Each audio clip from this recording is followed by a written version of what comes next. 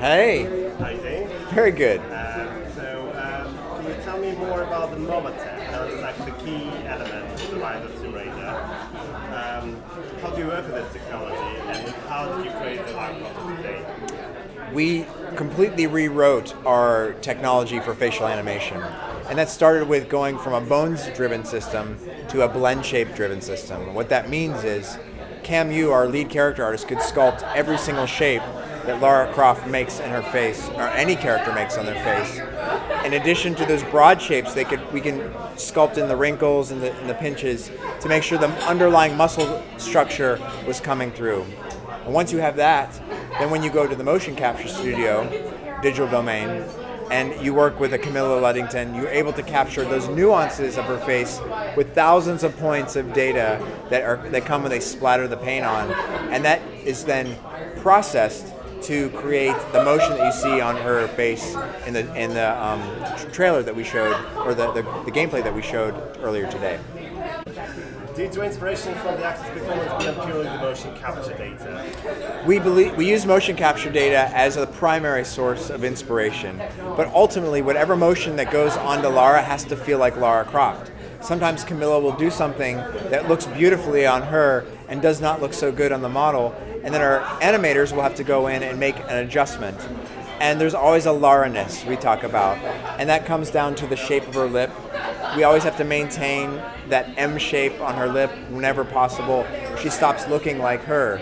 So there's a little bit of inspiration that we draw always from who we believe Lara Croft needs to look like, what she needs to look like, versus what the actor might bring through the performance. As an artist, do you guide the motion actors before? We try not to. Our goal is to make sure that we give Camilla a clear sense of what her motivation is in the scene, and once she knows what that motivation is, that she delivers a very believable performance. Sometimes there'll be moments where Noah might ask for her to take another take on it, but it's not because of her facial animation or the way her face is moving. It's more to get the right emotion out of the scene. Once the emotion's right, no matter what, that will be a great foundation for us to get it onto Lara Croft model. Classic Lara was known for strong comedian, like pronounced. How do you feel her physical changes affect the character? We believe it's her spirit that speaks louder than her physicality, at least in the way we've interpreted Lara Croft. We always strive to make sure she has the DNA of a core Lara through our own lens. But we focus mostly on her emotion more than we focus on the other attributes that you would call the purely physical. You know, it's really trying to make sure that she's reacting to the situation in the most believable and honest way that we believe she should. Tomb Raider fans have always found Lara Croft as a relatable character. Some of the thoughts like easy to become emotionally invested and stuff. So this goes back and before she could even move her mouth, Do you feel that the expressive facial animation that you make now in the game will elicit the same response, or will it be much more like? Sometimes it's even harder when you're dealing with this advanced technology, because the closer you get to reality, sometimes the harder it is. Our eye really picks up on when something feels not quite right. So we have to try especially hard to make sure she never falls into the uncanny valley, and that's a balancing act.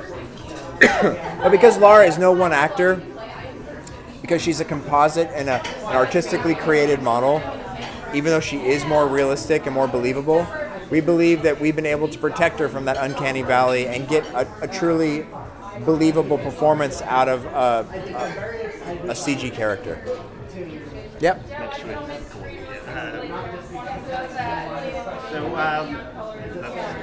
just out of my head now. Did you say that it's much more harder? How do you think, obviously, in modern games you need to have realistic features because people like all this graphics and stuff. So how do you think percentage-wise, emotion response and to make it beautiful, what's more important? ultimately she always has to look great. And there are moments where she'll go through an expression that might feel emotionally correct, but makes the model look not correct. And we will always make sure she looks correct, but still retaining that emotion. So I would say it's a balancing act, and we're always trying to make sure that she stays what we call on model, that it never breaks her character.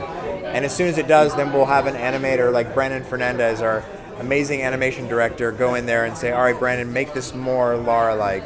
And then he'll do a great job. Have you used any new animation techniques in the process of making this game that you have particularly proud of? Yes. In addition to her primary locomotion, we've invested a lot into her secondary animation. So, of course, you know everything about the hair. Like we put a lot of time and energy into the physics of that, but we've continued to advance it. So in this game, we've taken the Tress Effects technology and expanded on it, even internally ourselves, and really done something that we believe feels more believable. When she goes fully underwater now, that she can swim, her hair looks like zero gravity hair, and it sort of wafts around as you'd expect. We've also done things like Definitive Edition. Her arrows in the quiver will move. The quiver will jiggle. All of her climbing gear on her body was moving, and those secondary animations make a big difference. The other thing that we're really proud of is we've created this technology called pose-based deformation. So if she bends an elbow, you'll see an actual elbow shape. We can sculpt that elbow shape. You can see her shoulder muscles flex underneath. So these extra little details, while maybe are not immediately noticeable, make her feel that much more real and believable. Like we were talking about core Lara before, so what's the primary inspiration from the classic games you brought into the Rise of Tomb Raider, except for Tombs? I would say I always go back to the original Tomb Raider. I know a lot of people have their favorites, but for me, because I'm such a fan of the original, I'm always going back to what makes Lara Lara. And it's that first game to me that set the template. And when I think of when we thought of Tomb Raider 2013, we actually tried to introduce scary places. We really want them to feel dark and mysterious and even horrific at times. And I feel like that spirit is in the original Tomb Raider game. There's a sort of sense of horror to it. The other thing that we looked at is we introduced the bear in this game. And that was also a character that I remember very vividly from the core games. And the idea of large predator animals had to be something that we wanted to infuse into Rise of the Tomb Raider. So I would say that was one of the big inspirations, was bringing back a character like the bear in a way that we've never seen it before. And we're very excited to show you more of that in the future. Do you feel this project has helped you develop as an artist? Oh, I feel like our team, I learned from our team so much. As an artist, because I'm transitioning from an art director to a game director, I've worked very closely with Brent Adams, and he, as now the art director, has done so much to, I think we see the project very similarly, so I felt very good about handing the reins over to him. So the thing I've had to learn as transitioning from art director to game director is to be able to be secure that this art team will make amazing decisions to bring the most out of the technology.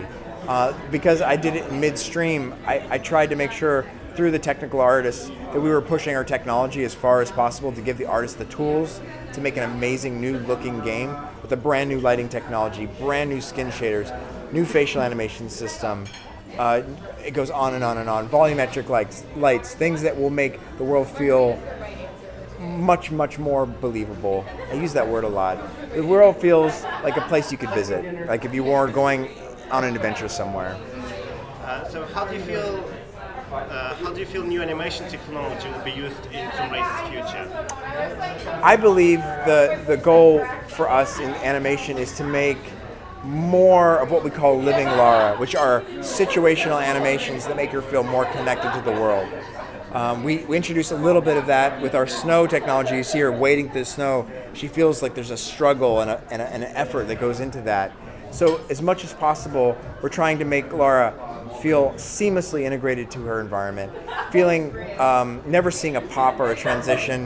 We're trying to work those out of our game experience, so it still feels like you're controlling it always, but it has an extra level of acting and performance that makes her feel that she's reacting to the environment around her.